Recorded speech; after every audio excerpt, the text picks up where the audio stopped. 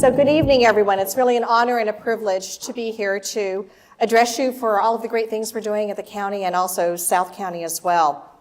I want to thank the Chambers for hosting the event tonight. I know a lot of work goes into it, and I really, really appreciate that. And thank you to the City of Laguna Hills for hosting us at their beautiful community center.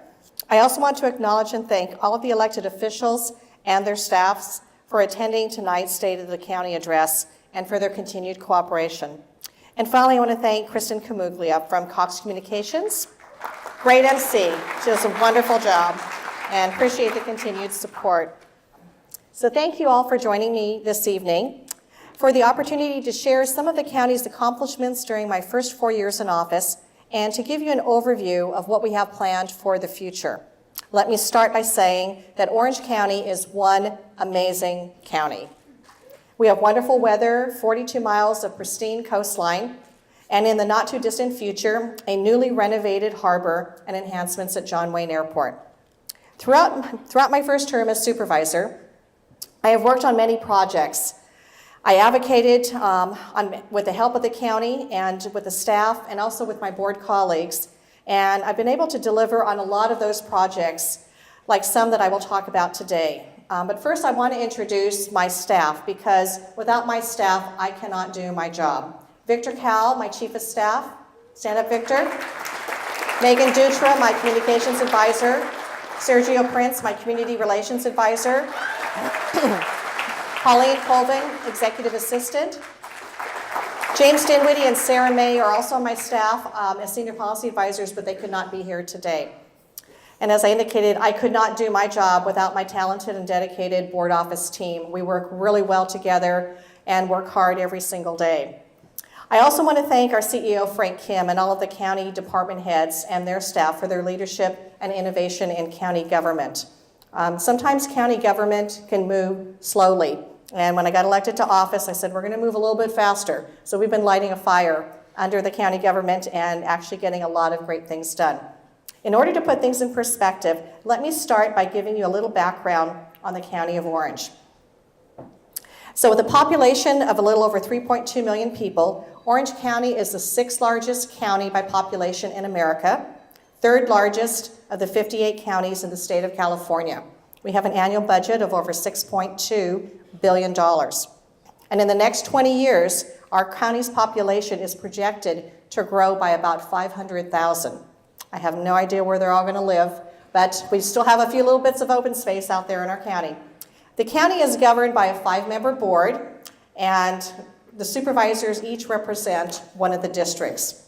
As supervisor for the 5th district and the current chairwoman of the board, I represent the interests of 11 cities and over 628,000 South County residents. In addition to being abundantly rich in natural history, the 5th district is home to 28 miles of exquisite coastline, over 35 square miles of county parks, and over 46 square miles of national forest. My goal is to ensure the health, safety, and well-being of all South County residents so that we can continue to enjoy the excellent quality of life that we enjoy today and for many years to come. As a board, we're responsible for providing services such as public safety, parks and recreation, transportation infrastructure, and to administer both state and federal resources. This year, we have welcomed 2 new supervisors to the board. Supervisor Don Wagner, representing the 3rd District, and Supervisor Doug Chafee, representing the 4th District. There are over 18,000 county employees in 24 departments, and they help to keep our county safe, healthy, efficient, and fun for the county's 3.2 million residents. Now, looking at county priorities, when I look at other counties around the state, we all face similar challenges. Homelessness, housing and land use, health and human services, transportation, infrastructure, and public safety. In Orange County, one of our major challenges is trying to secure our fair share of tax dollars from the state. But there is a huge funding inequity. Orange County only receives 5 cents on every dollar that we send to Sacramento. The average county receives 17 cents. So you can see we have to do a lot more with less, and we have to be creative about how we can generate additional revenue with our county resources to make up that funding gap. What is different for 2019 is how the county approaches these challenges. It's why I, in particular, place a special emphasis on partnerships at all different levels: legislators, the business community, nonprofits, and the community at large. I firmly believe that partnerships are the best way to accomplish lasting and meaningful change in our county. Through partnerships between the county, cities, local government agencies, and our business community, we will make Orange County a lifelong destination to live, work, and play. On the legislative side of things, many of the boards that I've been appointed to give us a voice at the table at the federal, state, and regional level, and that's really important. I currently serve as Vice President of the California State Association of Counties as First VP, and I also serve on the National Association of Counties. And as First Vice President of CSAC, I'm in a unique position to give Orange County a more prominent voice on legislation and other important issues. This is the first time, so CSAC is 58 counties, 58 supervisors, one supervisor from each county. And this is the first time Orange County has finally gotten into leadership in CSAC in over 66 years. So hopefully with future supervisors, we'll be able to keep that trend going, because when you have a seat at the table, you can really help craft legislation and really get a lot of great initiatives moving forward. As the third largest county in the state and sixth largest in the nation, it's really imperative that Orange County remains well represented and have a seat at the negotiating table. With the recent election, we have an opportunity to introduce this fabulous county to new members of our legislative delegation. We now have 108 members of the state legislature and 529 members of Congress who are not from Orange County. So my positions at CSAC and NACO provide the county considerable access outside of our county delegation. They provide opportunities for counties with similar interests to work together. And in 2018, South County cities came to the board and requested some homeless emergency aid program, or HEAP funding, from the state level. And we're getting ready to go into round 2 in the near future. But we were able, with that funding for South County cities, to push out about $1.5 million directly to those cities for their efforts to solve homelessness, for outreach, health and safety programs, housing vouchers, emergency shelters, navigation services, and much, much more. Our partnerships with legislators in other counties will position Orange County for greater success in the future. And speaking of partnerships, some of the best partnerships that we have are with our local cities right here in South County. We take pride in the excellent working relationship we have with all of our South County elected officials and their staff. Some of the issues we've had to address have been really challenging, but we are committed to working with our cities to address ongoing issues such as homelessness, public safety, and improved transportation mobility. Since taking office, I've had the privilege of working with my colleagues on the board to advance projects and programs directly affecting South County cities. So in Dana Point, in October of last year, after 20 years of discussion and debate, we officially signed the master lease agreement with Dana Point Harbor Partners, finally allowing the long-awaited project to move forward. As many of you know, this project is near and dear to my heart. I've lived in Dana Point for 30 years, worked on this project, waiting for it for 20 years, and worked on it for 8 years on the Dana Point City Council as well. And I cannot tell you how thrilled I am that this project is finally coming to fruition. And we have the Dana Point Harbor team actually with us this evening. Brian Ward's sitting right in front. So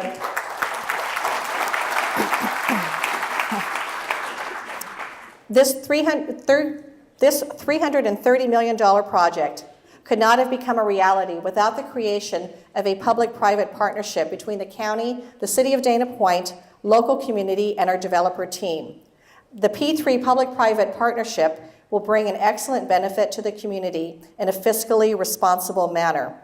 Working with our P3 partners, the harbor will be completely revitalized with a new commercial core, fully rebuilt docks, 2 new hotels, and public amenities throughout the development. I met with the P3 team today and looked at their vision, heard about what they're going to plan for Dana Point Harbor, and I can honestly tell you, you're going to love it. I really was so impressed. And they're going to be able to do things from the public-private partnership basis that the county could never have done in another 20 years. So that's why partnerships are so important. Once the harbor is complete, it will be enjoyed by residents from across Orange County, and it will provide hundreds of job opportunities and will be an economic engine for the entire region. That's another great reason for public-private partnerships. You're employing folks in the private sector, and that's always a good thing. In Laguna Hills, our county collaborations with city officials, the local business community, have brought many opportunities to life in the areas of providing relief to residents through good governance, alternate transportation options, and protecting the local environment. For example, during my first term, I worked with the Board of Supervisors to end the collection of Mello-Roos special taxes for over 22,299 properties in South County, including homes in Laguna Hills, Lake Forest, Mission Viejo, Aliso Viejo, and Rancho Santa Margarita. And a number of those communities, they actually had refunds. So how often do you get refunds from government? Now, taking the contributions and feedback from the communities to apply elsewhere, it inspired a new application called Mello. I created this along with our partners in the Treasurer Tax Collector's Office and the Orange County Association of Realtors. Mello is a one-stop, easy-to-use, web-based application that allows you, the taxpayer, to see a full breakdown for all of the property taxes that are on your tax bill. And if you haven't had a chance to download the app yet, just go to mello.ocgov.com and that'll explore all of the information and you can download the app. For Laguna Niguel, through a great partnership of the City of Laguna Niguel, the County of Orange has brought about new amenities for its parks, transportation improvements, and has an opportunity to build an exciting downtown area. Through a partnership with the county, OCTA, and the City of Laguna Niguel, we were able to launch the OC Flex pilot program. OC Flex is safer and cost-effective as an alternative to Uber and other rideshare programs, where for only $5 a day, or $4.50 if you use your mobile app, you can take unlimited rides from your home to local hotspots in town, so the hospitals, places of business, schools, you can go shopping. And the OC Flex program is also being offered right now in Mission Viejo and Aliso Viejo. And hopefully we can expand the program to other South County cities. In Lake Forest, we have been working hard and working hand in hand with the local business community, city and county departments to create community-focused opportunities and solutions to concerns of transportation and public safety. In Lake Forest and its surrounding areas, the OCTA and the county are working to relieve difficult and highly congested areas along the I-5 and El Toro interchange. We're considering all improvement alternatives, and we really need your input on this. So I urge you to attend the next public hearing on the El Toro interchange project, which will be April the 18th from 4:30 to 7:30 at the Holiday Inn in Lake Forest. This project impacts Laguna Woods, Lake Forest, and Laguna Hills. San Juan Capistrano is a bright community with nature's beauty and shared history. That is why our partnerships with the city, local advocates, and the business community have made such prominent advancements to transportation and open space. One project that was recently completed, working with the city and OCTA, is that of the natural restoration of local flood channels. Through my role as chairwoman of OCTA and the Environmental Oversight Committee, I oversaw the M2 Environmental Mitigation Program that helped clean up and restore 53 acres of open space in San Juan Capistrano in one of their city parcels. This project removed 25,000 pounds of illegally dumped concrete and trash, removed 200,000 invasive weeds, and replaced them with more than 60,000 native plants, and also trees, while employing 50 disadvantaged local youth and investing more than $1 million in San Juan Capistrano in the economy through local businesses and residents hired. And in reading this, I'm wondering who counted those 200,000 invasive weeds? I also want to mention the possibility of South County expanding, like with the construction of 14,000 units in our newest community, Rancho Mission Viejo. which will incorporate more than half of that space as open space. And it will essentially bring a brand new city down the road to our South County. They were also honored as the best master plan community in the county by the National Association of Home Builders. And if you haven't had a chance to tour Rancho Mission Viejo, you should do so. They're moving into Planning Area 3 now, and it's just coming along really well. On a regional level, I want to provide you with a brief update on other projects affecting South County cities. OC Parks, the department that touches each city in South County, completed over $5.3 million worth of improvements in the parks in 2018. OC Parks provides protection, upkeep, and accommodation for our parks and environment. Over the next few years, we plan to allocate over $13 million towards improvements at South County parks. OC Public Works has invested over $250 million in South County projects alone last year. When I was elected to office, one of my goals was to look at new innovative ways to reduce traffic and improve mobility in the region. As a permanent member of the Orange County Transportation Authority, I have provided support to grants and funding opportunities for South County cities, and that has resulted in OCTA recently investing over $1.2 billion in South County, including $900 million in freeways, freeway improvements, $160 million in streets and road improvements, $128 million in transit enhancements, $14.4 million in environmental restoration and protection.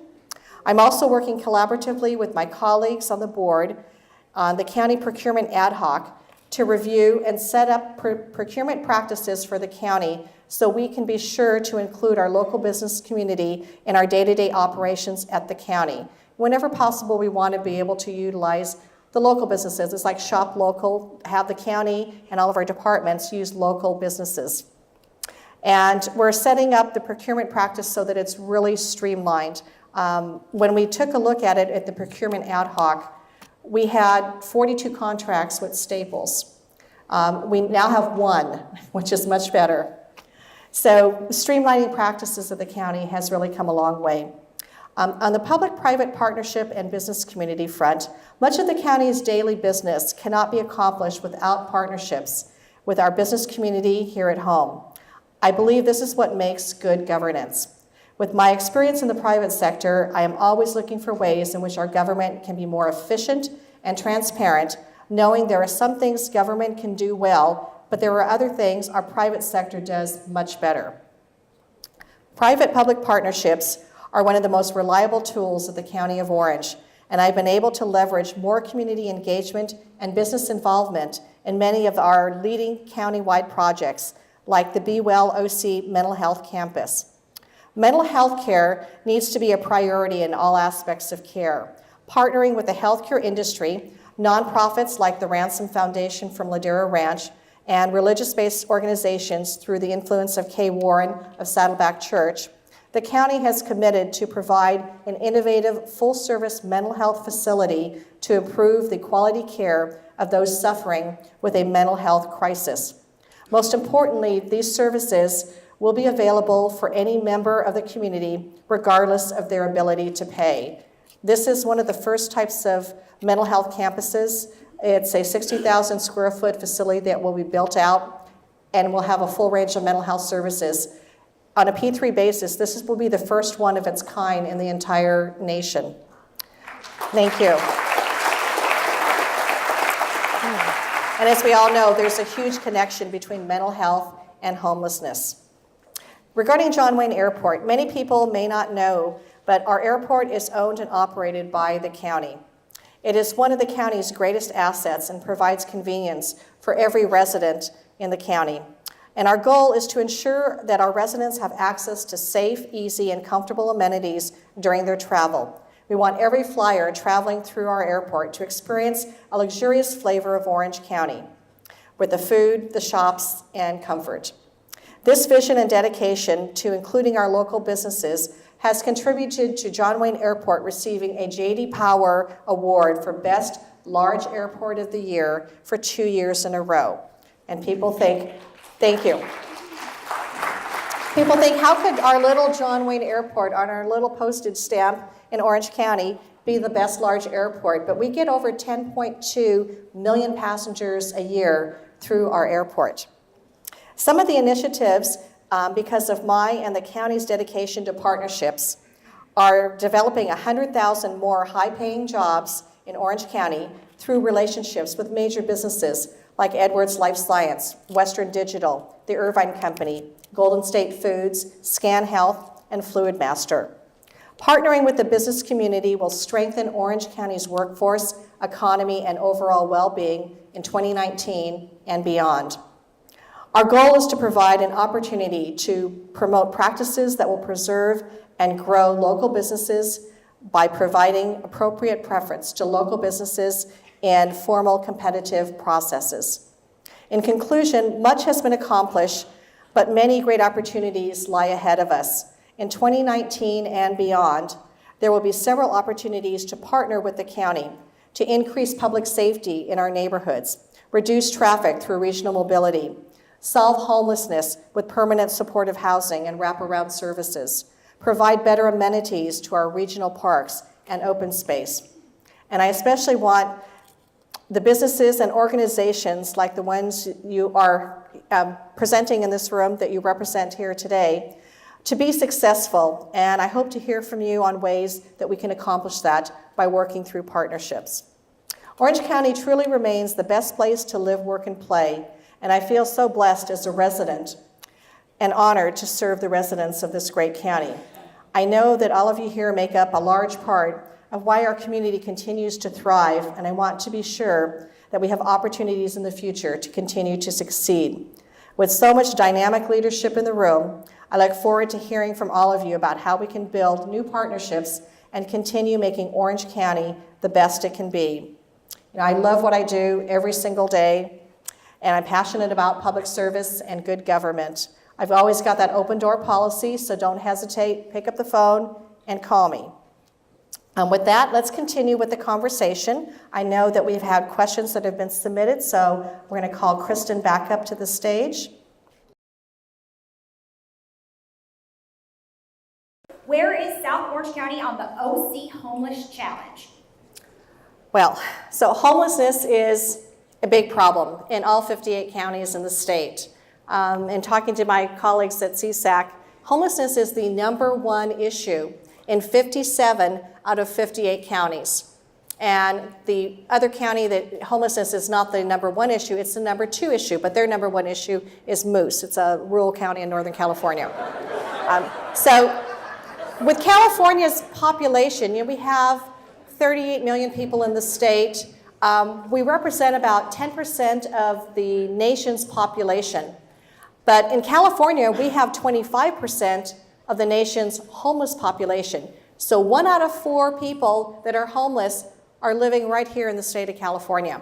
So it's something that we've got to address head on. And we are doing that at the county. We are building out homeless shelters. We are building out the Be Well OC mental health campus. So we're doing a lot on a county-wide basis. And you were looking at, was it specific to the county or South County? Yes, we're South County on the homeless issue. Okay, so we have $1.5 million that went into programs here in South County for outreach and for mental health services. We are continuing to look for a temporary shelter location. We are working diligently on permanent supportive housing. So a lot of the new projects that are coming online, we're looking at affordable housing and permanent supportive housing. The county will come in with wraparound services. So we're actually doing quite a bit. We have a lot of homeless liaison officers in our communities, and the Sheriff's Department, I know we have Sheriff's Department here today, they do a fantastic job. So in South County, 10 of my 11 cities are contract cities, and they contract with the Sheriff's Department. And we are very fortunate. They do a fantastic job. And I know that public safety is the most expensive part of every city's budget, but the Sheriff's Department provides services at a very high level for about $200 per capita. And if you had your own law enforcement department, you're looking at almost $400 or more per capita. So we get a great value with our Sheriff's Department. But they are working very diligently with our city staff and with our county staff our team at the healthcare agency. We've got people out in the field every day talking to the homeless individuals. On April 30th, we'll get our point in time count numbers, and I'm hosting a kind of an all-hands meeting with everybody, the elected officials in South County and the city managers, to really focus on what are we going to do moving forward. Here's your actual number for your city, and let's get a plan together. But South County cities are very engaged, and they are working and contacting the individuals that are homeless in their communities and helping them, connecting them to services. And that's a really good thing. So we're being very proactive here in South County. Fantastic. It's such a complex, issue. It's such a challenge, but I'm glad to hear South Orange County is doing its part. So thank you. The next question that inquiring minds want to know is, when can we expect extension of the toll road? Okay, can you ask me an easy question? We just had a really brutal TCA meeting this morning. Okay, so with regard to regional mobility, I believe we need to enhance regional mobility. We have more development that is taking place in Orange County and in South Orange County, and we also have to think about what are we going to do to make sure that if we have a major emergency, we can get out of town. So for a whole host of reasons, we've got a scoping section, right? A scoping, I don't know what you call it. It's with Caltrans right now, between the TCA and Caltrans, and they've got these scoping bubbles, I guess. So they're in the first phase of this bubble. And through public outreach that was done, there were a number of alternatives that were presented, and they're in this scoping bubble. So I took a look at all the alternatives in the bubble, and we want to enhance regional mobility in South County. Some of the alternatives don't even come close to that. So we've got, and some of them bisect communities, and I don't think it's a good idea to bisect communities that are already built out. Some of the alternatives make a U-turn from the 241 to the 73.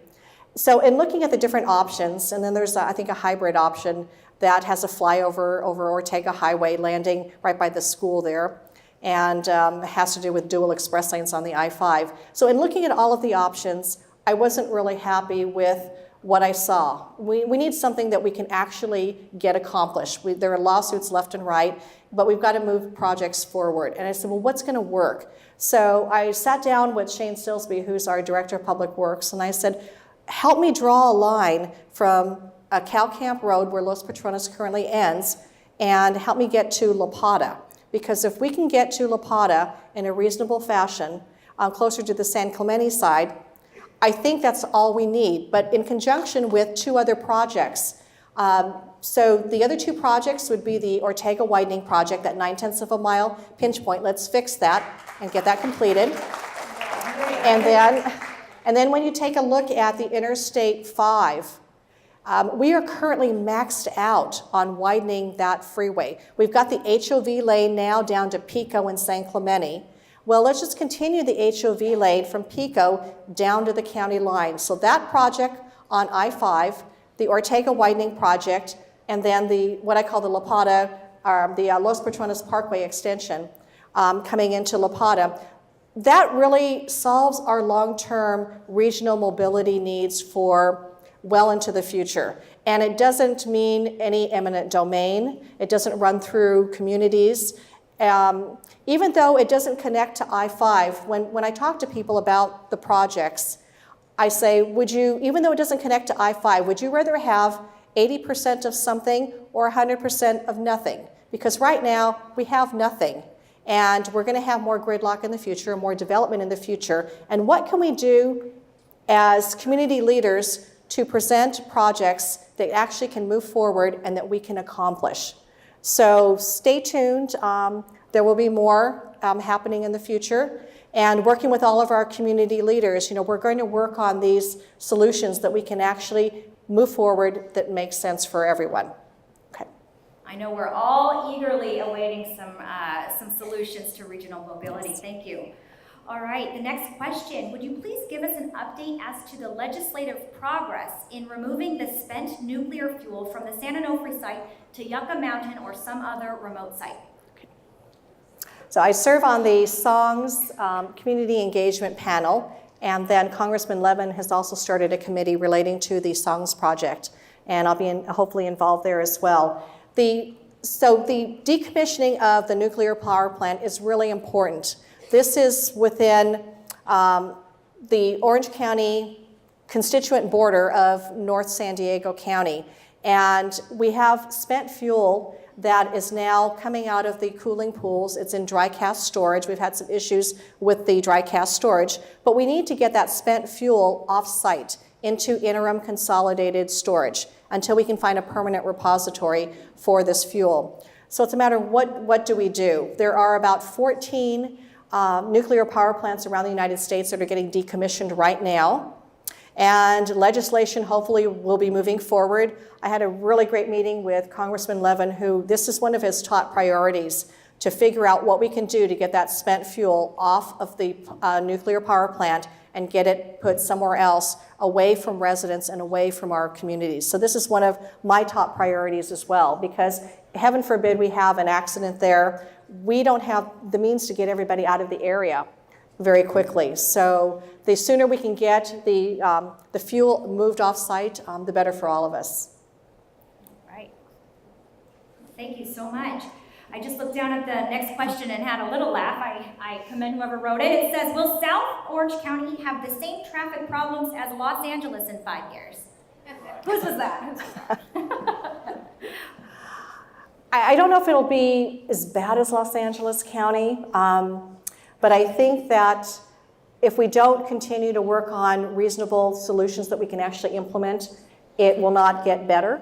So that's why we need to figure out what we can do to enhance regional mobility and put solutions in place that can work. But I know that everyone in Orange County is dedicated. We're a self-help county, so we have a half-cent sales tax with Measure M2, which was renewed in 2006. And this is going to provide upwards of about $11 to $13 billion over a 30-year period to continue to enhance our transportation infrastructure. And we're going to put every penny of that to really good use. All right, thank you for that information. Next question, will the Dana Point Harbor revitalization be boater friendly? Yes, I can tell you it will be boater friendly. It's always been known as the small boat harbor. It will continue to be boater friendly. I just saw the vision from the P3 partner today, and it looks fantastic. The boaters, they've done outreach to the boaters. The boaters are really happy with the plan, so I can tell you it will continue to be very boater friendly. That's good news. All right, our final question. Would you address incentivizing lower cost senior living? Okay. Well, with regard to lower cost senior living, we need more affordable housing for sale and for rent throughout our entire county. And South County has always been very expensive. The median price home down here is over $800,000. So when you talk about affordable housing, I mean, the numbers are really high, but we need more affordable housing. I know that a number of the developers are going to micro apartments, so the smaller apartments, and the millennials love them because they don't spend a lot of time there just to sleep. But seniors, too, would love to have smaller apartments. So to the extent that in the supply and demand, we have a huge demand and not enough supply. So to the extent that cities, the county can't wave the magic wand. Cities have the local land use authority. So if cities want to incentivize developers to come in and build more affordable housing, more senior housing, workforce housing, and that type of thing, then I'm all for it, because we have a huge demand and we simply don't have enough supply. All right, well, thank you so much. That's it, that's all I have in terms of questions. So if everybody would just give the supervisor a round of applause.